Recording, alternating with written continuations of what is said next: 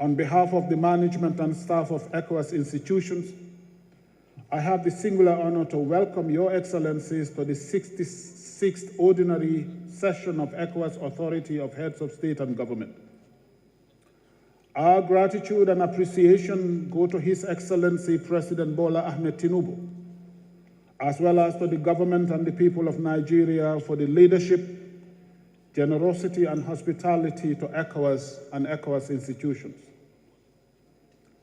Excellencies, since your last ordinary session in July here in Abuja, a number of important developments have taken place in the region. We have witnessed generally peaceful and transparent presidential and parliamentary elections in the Republic of Ghana. The elections have once again shown the political maturity and love for country of Ghanaian people as a whole. We have also seen the peaceful parliamentary elections in Senegal. These recent elections and those before them in other member states have shown an enduring democratic culture in the region. We must do everything to consolidate this trend. On the economic front, member states have shown resilience amid global and regional challenges. While global growth has slowed to 3.2% this year, ECOWAS countries are expecting a slightly improved average growth rate of 3.8% compared to 3.6% in 2023. However, inflation and public debt levels remain significant concern, highlighting the urgency of fiscal prudence and efficient debt management. Excellencies, ladies and gentlemen, significant strides have been made in regional economic integration. The operationalization of the electronic certificate of origin and the continued implementation of the ECOWAS trade liberalization schemes have facilitated intra-regional trade. Additionally, the African Atlantic Gas Pipeline project promises to enhance energy access and drive regional industrialization. While terrorism remains a major source of insecurity in the region, the incidents of farmer-herder clashes have declined, reflecting the impact of targeted peace-building initiatives. Maritime security, too, has been enhanced considerably, with no report of incidents of piracy in the region in 2024. The operationalization of the ECOWAS standby force to combat terrorism is a significant milestone. Your commitment to mobilizing own resources for the standby force and UN Security Council Resolution 2719 jointly hold considerable promise for the stability and security of this region. I therefore call on our partners, especially members of the United Nations Security Council, to ensure that the promise that Resolution 2719 holds for Africa's peace and security does not get compromised by geopolitical considerations that have nothing to do with Africa. Excellencies, while the impending exit of Burkina Faso, Mali, and Niger from ECOWAS is disheartening, we commend the ongoing mediation efforts led by their Excellencies President Faure Gnassingbé of Togo and President Bassirou Diomaye Faye of Senegal. These efforts underscore your collective commitment to preserving peace and unity in our region. Excellencies, next year marks the 50th anniversary of ECOWAS, a moment to celebrate our achievements and reflect on the future.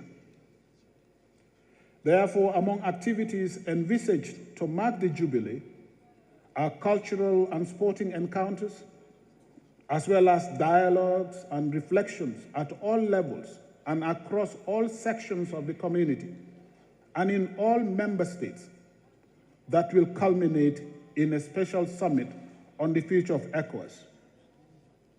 Key themes of the dialogue and reflections will include the future of regional integration, peace and security, as well as governance in the region. Excellencies, allow me at this juncture to pay special tribute to His Excellency Nana Addo Dankwa Akufo-Addo, President of the Republic of Ghana, who is attending his last ECOWAS summit in his capacity as President and Head of State of Ghana. President Akufo-Addo's contribution to the democratic, economic, security, and development efforts of the community and the continent as a whole has been exemplary. As chair of the ECOWAS Authority during trying times, he demonstrated leadership and unwavering commitment to unity, as well as to our democratic values and principles. From the early 2000s up to mid-2000s, I had the privilege to sit very close to President Nana at various continental and international gatherings. The depth of his thoughts on African and international affairs, which he conveyed in his characteristic eloquence, left nobody in doubt about the qualities of this statesman. Mr. President,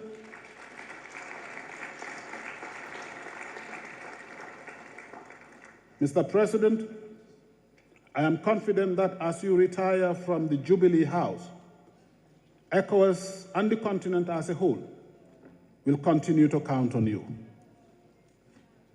His Excellency Musa Faki Mahamat, Chairperson of the African Union Commission, is also attending his last ECOWAS summit in his capacity as President of the African Union Commission.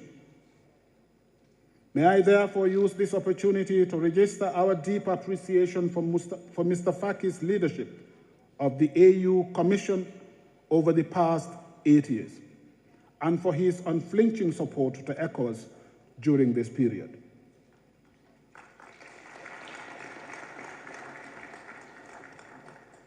Excellencies, I cannot conclude my statement without touching on the finances of the community. Here, I have both bad news and good news.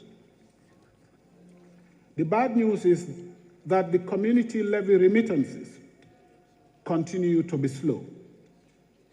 A number of countries have fallen behind with their community levy remittances. This needs to be reversed. The good news, and indeed a very good news, is that for the first time in 19 years, Nigeria has decided to pay 100% of its community levy from 2023.